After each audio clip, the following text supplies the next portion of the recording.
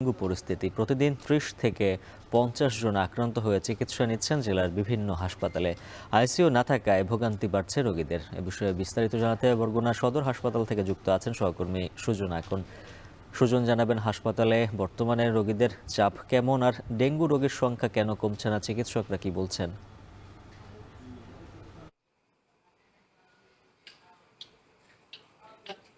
উজ্জ্বল, আমি রয়েছি বরগুনা সদর হাসপাতালে এবং আপনি জানেন যে সারা দেশের মধ্যে বরগুনা মূলত ডেঙ্গুর জন্য রেড জোন।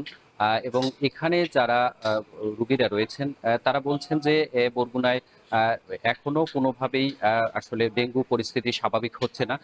এর কারণ হিসেবে চিকিৎসকরা বলছেন যে ব্যক্তি যে সচেতনতা সেটিও আসলে বৃদ্ধি পাচ্ছে।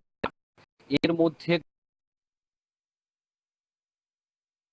আপনি জানেন যে এর সৃষ্টি করেছে মূলত আপনি জানেন যে বর্ষার যে পানি, বৃষ্টির পানি ডেঙ্গু লার্ভা তৈরির একটি অন্যতম একটি উৎস, যার কারণে এই বৃষ্টিটি একটি অন্যতম একটি আতঙ্কের কারণ। এবং বরগুনা সিভিল সার্জন অফিস থেকে সর্বশেষ যে তথ্যটি জানানো হয়েছে তাতে গত ২৪ ঘন্টায় ৩৭ জন নতুনভাবে রোগী শনাক্ত হয়েছে এবং এ পর্যন্ত বরগুনা জেলায় ৮,৭৪৮ জন রোগী, সাধারণ মানুষ যারা তারা ডেঙ্গু আক্রান্ত হয়েছেন। এবং বেসরকারিভাবে এই মৃত্যুর সংখ্যা এই জেলায় মূলত ৫৯ জন এবং সরকারি হিসেবে ১৫ জন মৃত্যু হয়েছে। এই বিষয়টিও আসলে জানিয়েছেন। এবং বরগুনা জেলায় মোট ৬টি যে হাসপাতাল রয়েছে সেখানে এখনো বর্তমানে ১০৯ জন রোগী ভর্তি রয়েছেন। এবং চিকিৎসকরা জানিয়েছেন যে এই বরগুনা হাসপাতাল ২৫০,০০০ একটি হাসপাতাল। মূলত এখানে লোকবল এবং ওষুধ সেটি কিন্তু আগের যে ১০০ শয্যা হাসপাতাল ছিল সেটিরই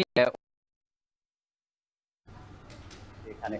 এবং এখানে যারা রোগী রয়েছেন তাদের সঙ্গে আমার কথা হচ্ছে, তারা বলছেন যে এখানে আইসিইউ এবং সিসিউর একটি বড় সংকট রয়েছে, যেটির কারণে এখানে যারা আক্রান্ত হয়, বিশেষ করে বেশি যারা আক্রান্ত হয় তাদের একটি বড় সমস্যায় পড়তে হয়। কারণ এখানে এর কাছাকাছি চিকিৎসা যে বড় চিকিৎসালয় সেটি বরিশালে থাকায় এবং এখান থেকে যে দূরত্ব, বিশেষ করে বরগুনার যে আমতলী তালতলী, সেটি কিন্তু বরগুনা থেকেও বিচ্ছিন্ন একটি দ্বীপের মধ্যে তারা রয়েছেন।